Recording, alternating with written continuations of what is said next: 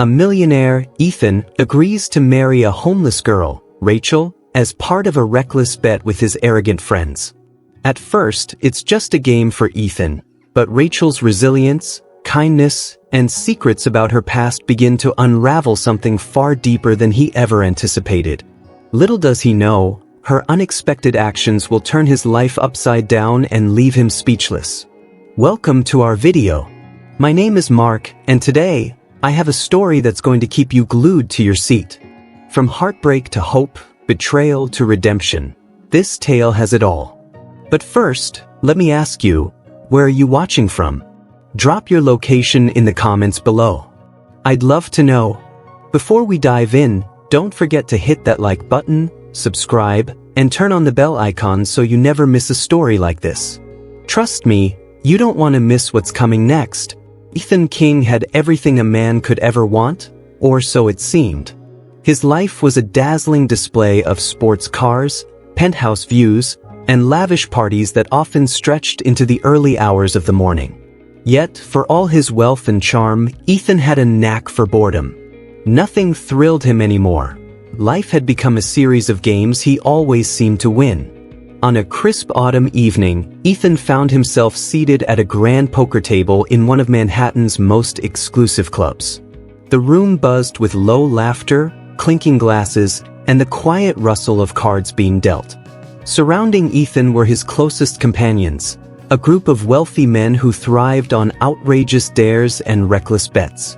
As the night wore on and the liquor flowed freely, a friend named Bryce leaned forward, smirking. "Ethan, you've done it all. You've raced yachts, climbed mountains, and even flown to Vegas for dinner. Aren't you bored yet?" Ethan shrugged lazily, sipping his whiskey. "Life's a game, Bryce. And I play to win." Bryce raised an eyebrow, clearly plotting something. "Alright then, let's see how far you'll go. I dare you to marry someone completely out of your league. No, not a supermodel or a celebrity." He paused dramatically. "I'm talking about someone who's homeless. Marry a girl off the streets for 6 months, and we'll triple your winnings tonight." The table erupted in laughter, and Ethan's grin widened. He enjoyed the attention, the spotlight, and the thrill of a challenge. "And if I refuse?" he asked, leaning back with feigned disinterest. Bryce chuckled. "Then maybe the great Ethan King isn't as fearless as he claims." Ethan's ego wouldn't allow him to back down. He placed his glass on the table, the ice clinking against the sides. "Fine. You're on," he said, his voice dripping with confidence. The room fell silent for a moment before exploding into cheers. Bryce clapped him on the back. "This is going to be fun to watch." The next morning, Ethan strolled through the city, searching for the perfect candidate to fulfill his bet. The bustling streets were alive with the hum of everyday life, commuters hurrying to work, vendors calling out their wares, and the occasional beggar sitting quietly with a cardboard sign. It wasn't long before he spotted her. She was seated on a bench in Central Park, a tattered scarf wrapped around her neck and a weathered book in her hands. She looked out of place, almost serene, as if she didn't belong in the chaos surrounding her. Ethan approached her, his designer shoes crunching softly against the fallen leaves. "Excuse me," he said, his polished voice startling her. She looked up, her eyes meeting his, a mix of caution and defiance. "Can I help you?" she asked, her tone wary. Ethan couldn't help but smirk. "Not exactly. I think I might be able to help you." She laughed dryly, her lips curling in amusement. "People like you don't help people like me. What's the catch?"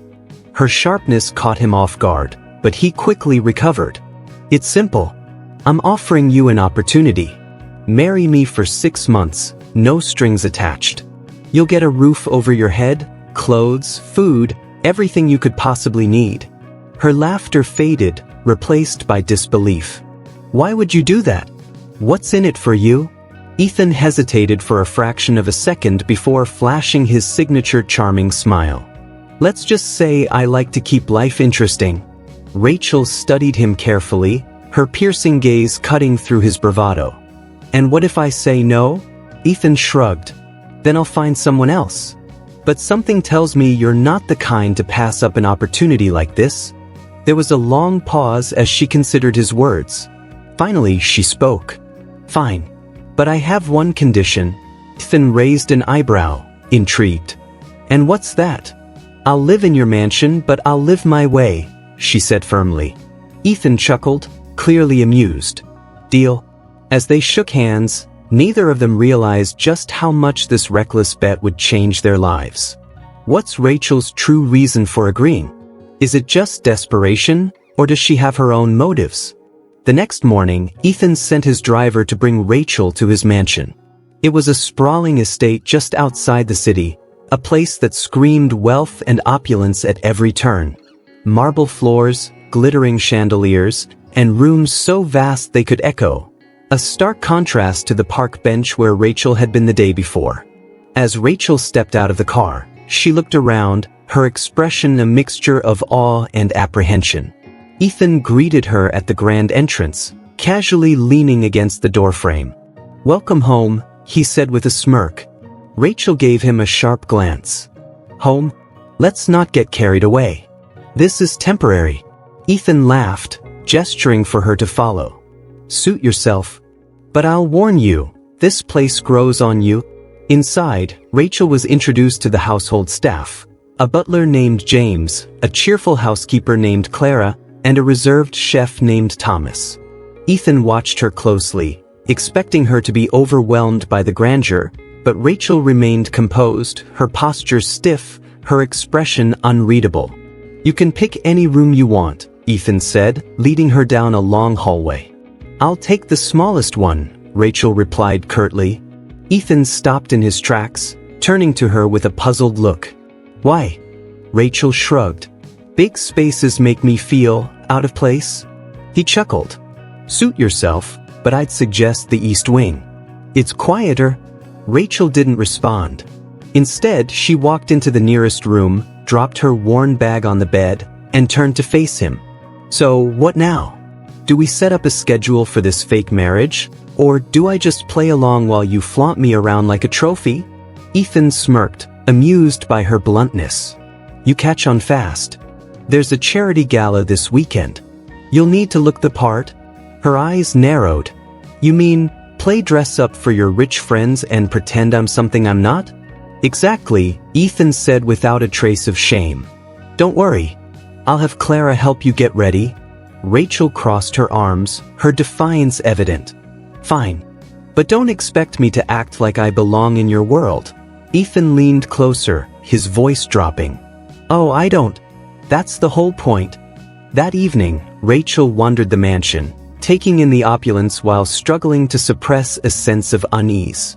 The grand piano in the sitting room, the expensive art lining the walls, the endless corridors, it all felt alien. Clara found her in the kitchen, staring at the refrigerator as if it held secrets she couldn't decode. "Need anything?"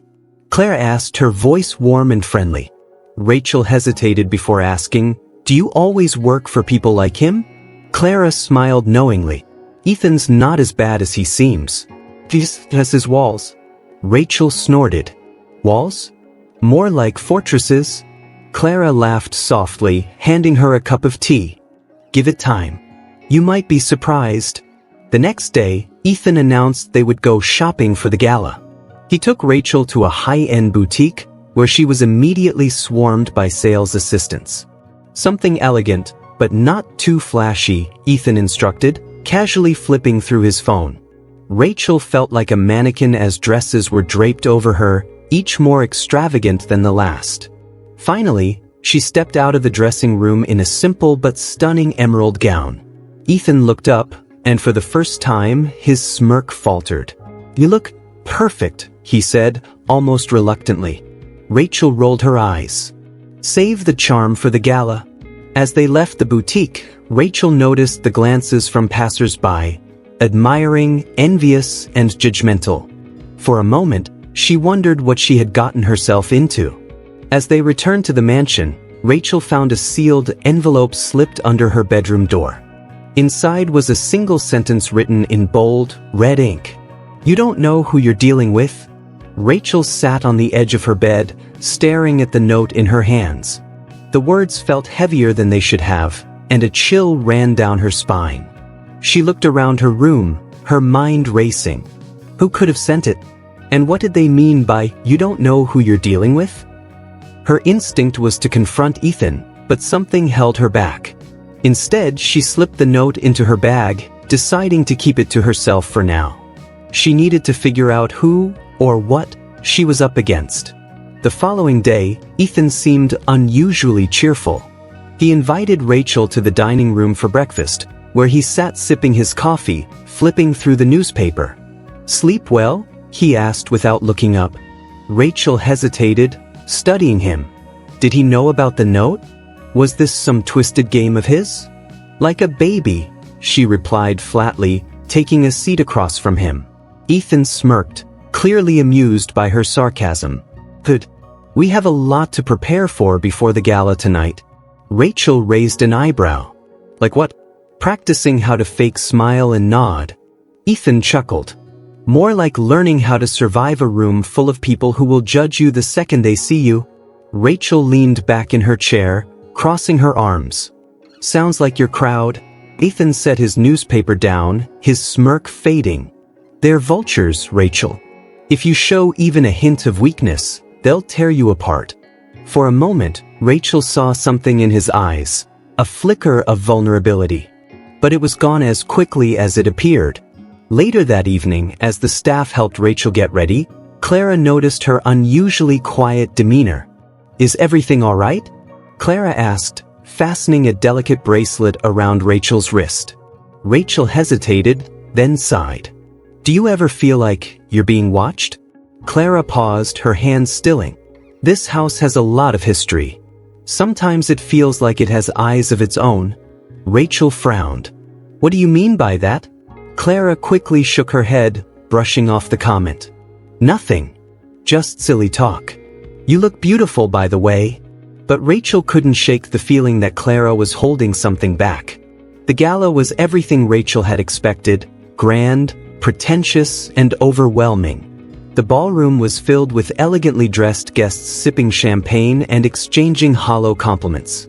Ethan moved through the crowd effortlessly, introducing Rachel to key figures as his wife. Rachel played her part, smiling politely and pretending to enjoy the shallow conversations. But she couldn't ignore the whispered remarks and sidelong glances. "Where did Ethan find her?" one woman murmured to her companion. "Probably another one of his projects," the man replied with a smirk. Rachel clenched her fists, her patience wearing thin. Just as she was about to excuse herself, a man approached her, a tall, stern figure with piercing blue eyes. "Mrs. King," he said smoothly, extending his hand. "I don't believe we've met. I'm Victor Hale." Rachel shook his hand cautiously. There was something unsettling about him, a coldness in his gaze that made her uneasy. "Nice to meet you," she said, forcing a smile. Victor leaned in slightly, his voice dropping. "A word of advice. Be careful who you trust." Before Rachel could respond, he disappeared into the crowd, leaving her with more questions than answers. Later that night, back at the mansion, Rachel found herself alone in the library. She needed a moment to breathe, to process everything that had happened.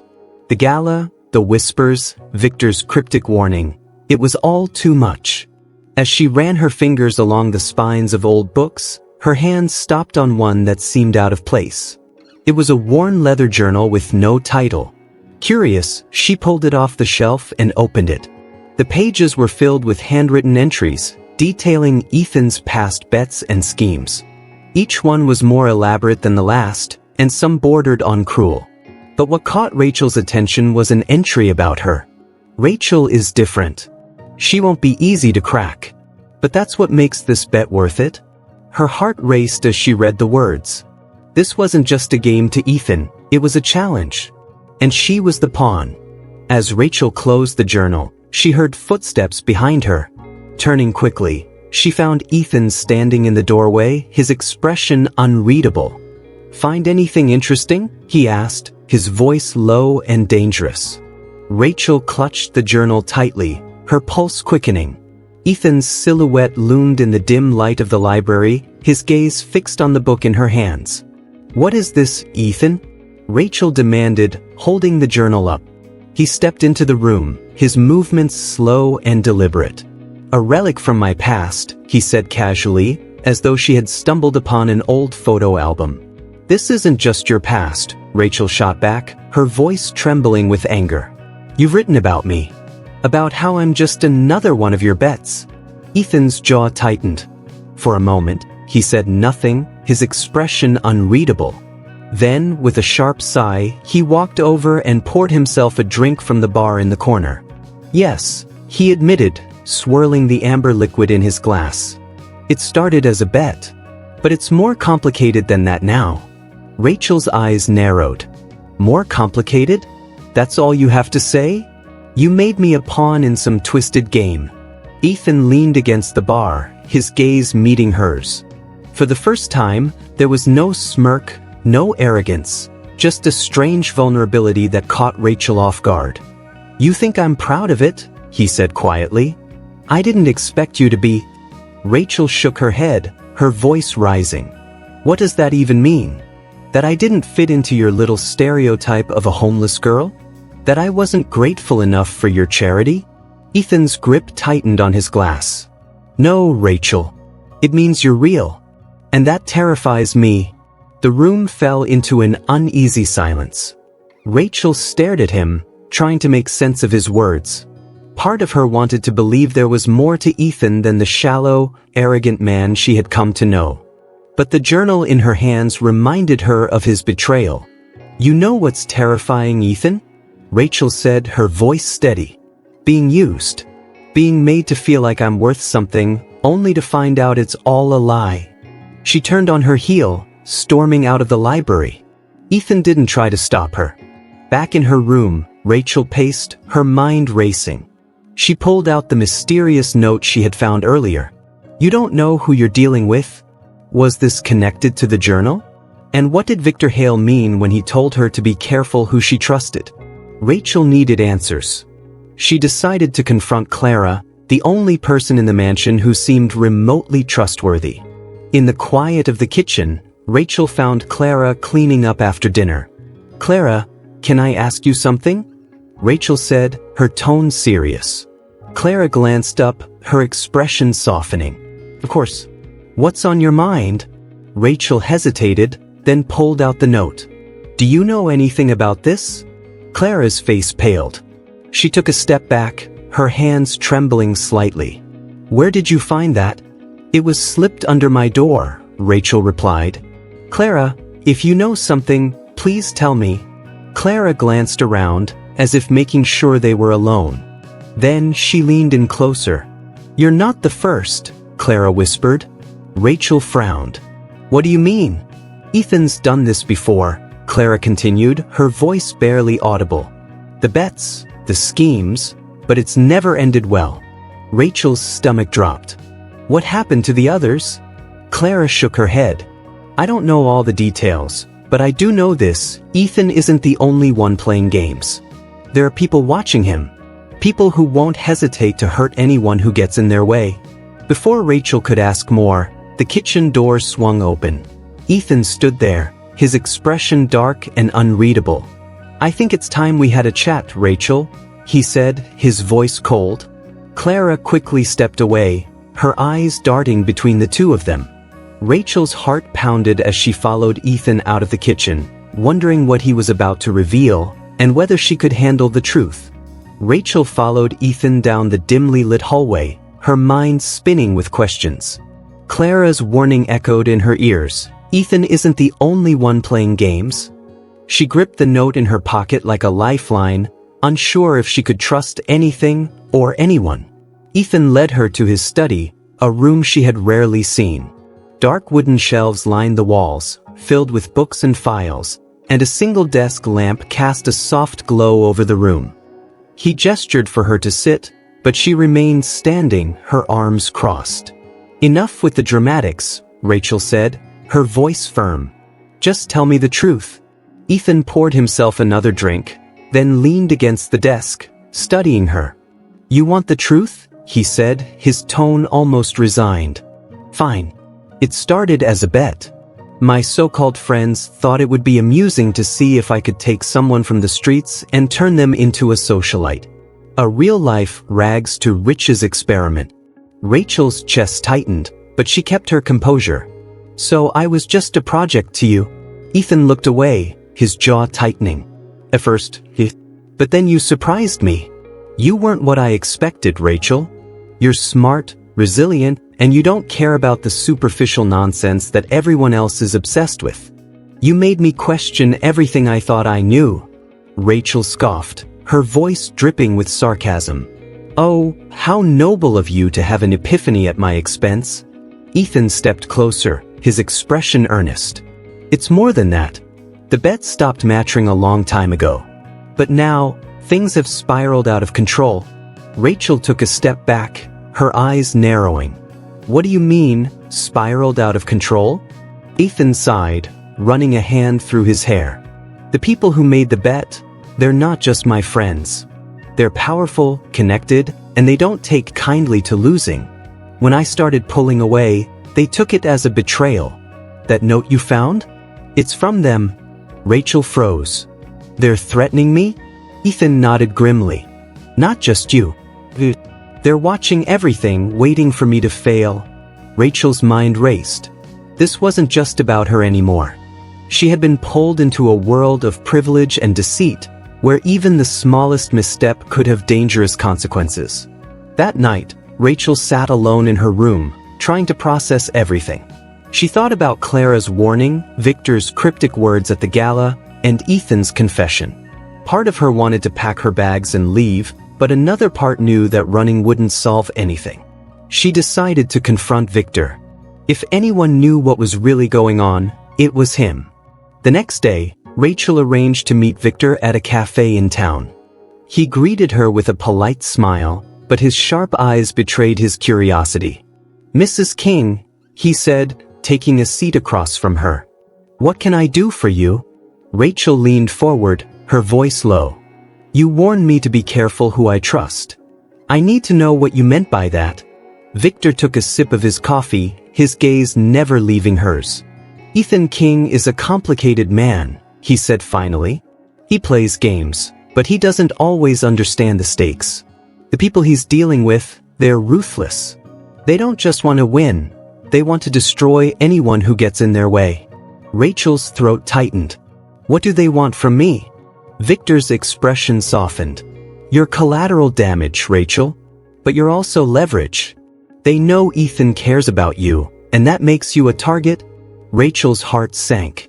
She had been pulled into a game she never agreed to play, and now her life, and Ethan's, was on the line. As Rachel left the cafe, her phone buzzed with a text from an unknown number. "Leave Ethan now, or you'll regret it." Her blood ran cold. She looked around, her eyes scanning the crowded street. Someone was watching her. Rachel knew she had to make a choice. Walk away from Ethan and the danger he brought into her life, or stand by him and risk everything to uncover the truth. Rachel returned to the mansion that evening, her heart heavy with uncertainty. Ethan was waiting for her in the foyer, his expression tense. "I got a message," she said, holding up her phone. "They told me to leave you. They're watching me, Ethan." Ethan's face darkened. "I won't let anything happen to you," he said firmly. "But you need to trust me. We have to face this together." Rachel hesitated. The man who had deceived her was now asking for her trust. But as much as she hated what Ethan had done, she saw something in his eyes that she hadn't seen before, remorse, and maybe even love. Over the next few days, Rachel and Ethan worked together to uncover the truth about the people threatening them. With the help of Clara and even Victor, they gathered evidence of the group's illegal activities, money laundering, blackmail, and fraud. Ethan used his connections to expose them, ensuring the authorities were brought in without tipping off the group. It was risky, but Ethan was determined to end their influence once and for all. One evening, as Rachel and Ethan sat in the study, going over their plan, Ethan turned to her.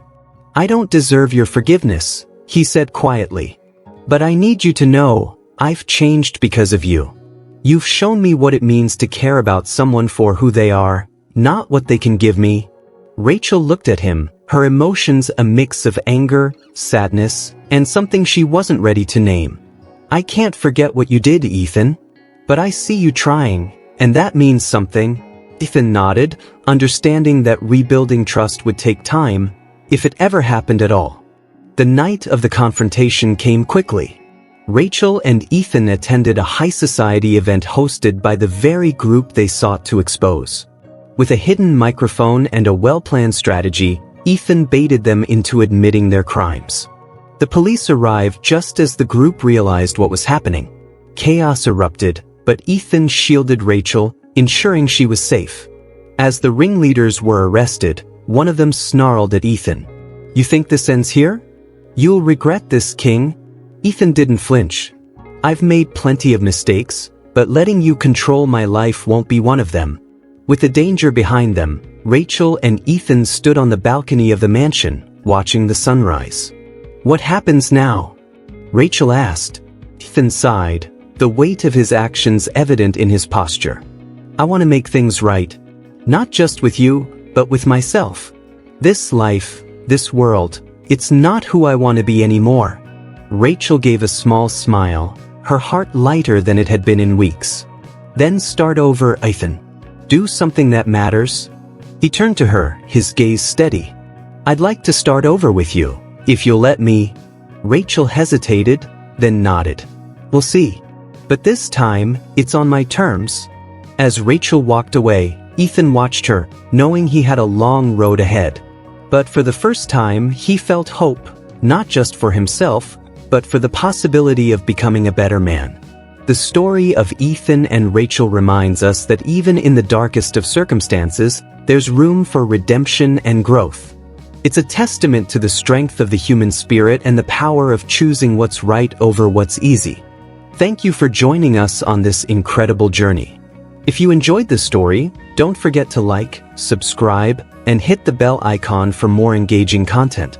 Let us know in the comments, what would you have done in Rachel's shoes?